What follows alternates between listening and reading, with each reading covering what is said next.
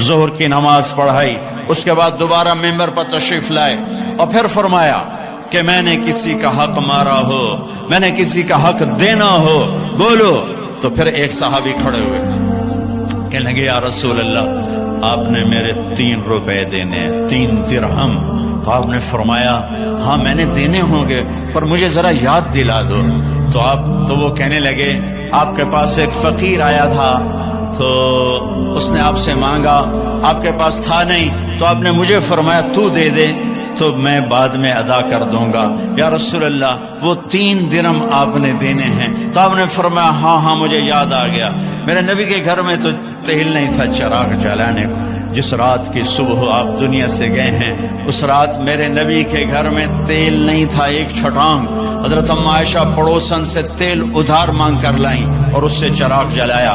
تو آپ نے فضل بن عباس سے فرمایا کہ فضل میرے بھائی یہ میرا قرضہ تیرے ذمہ ہے۔ انہوں نے کہا یا رسول اللہ میرے ذمہ ہے۔ پھر آپ تشریف لے گئے، نمازوں کے لیے آتے رہے، جمعرات عشاء کی نماز کے لیے یہاں تک آئے، سرانے سے غش کھا کے سرانے پر گر گئے۔ پھر اٹھ کے پوچھا عشاء ہو گئی؟ کہا جی انتظار ہو رہا ہے۔ پھر آپ اڑنے لگے، پھر چکر آیا، پھر سرانے پر سر رکھ دیا، پھر تھوڑی دیر کے بعد افاقہ ہوا، کیا نماز ہو گئی؟ کہ یا رسول اللہ انتظار ہے۔ پھر آپ اٹھے، پھر پوچھا نماز ہو گئی؟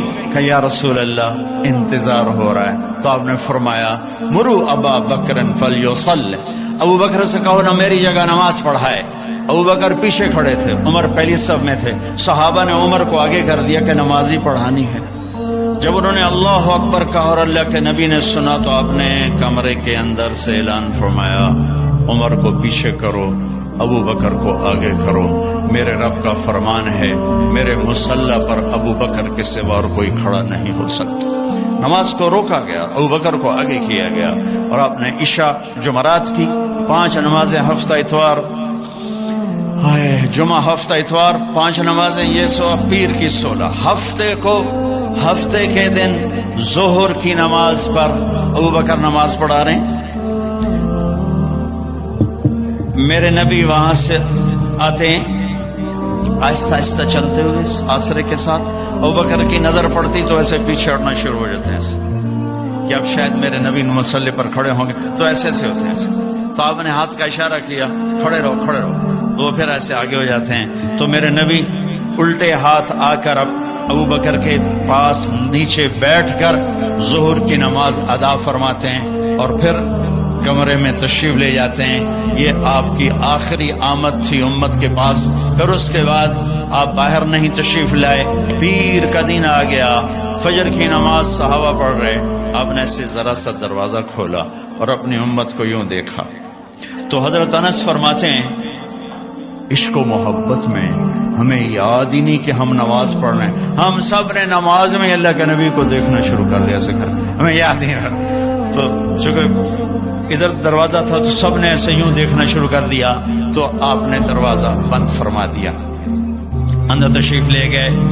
اشراق کا وقت ہوا تو آج 12 ربیع الاول ہے، آج واپسی چلو ٹر دے سجن کوئی نہ ویکھے، ڈھے پمدے نے کنگرے ہاں دے، اچیاں باہیں تے لمیاں ڈھائیں تے ہوندے وین کسے دے نہ دے۔ یہ میری زبان کی شاعری ہے، تمہیں سمجھ میں آئے نہ آئے، بات بڑی کی ہے خواجہ غلام فرید صاحب نے۔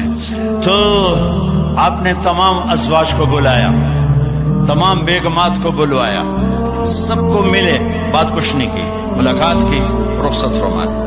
پھر اپنی بیٹی فاطمہ کو بلوایا، ان کو پاس بٹھایا، ان کے کان میں کہا بیٹی آج میں جا رہا، تو وہ رونے لگی۔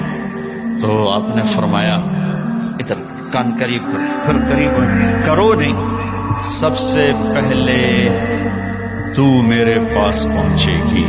6 ماہ کے بعد بیٹی بھی اپنے باپ کے پاس پہنچ گئی، صرف 24 سال کی عمر، 24 سال کی عمر۔ اس کے بعد علی کو بلایا، داماد، ان کا سر اپنی گود میں رکھا اور ان کے سر پر کمر پہ سے ہاتھ پھیر رہے ہیں، دعا دے رہے ہیں۔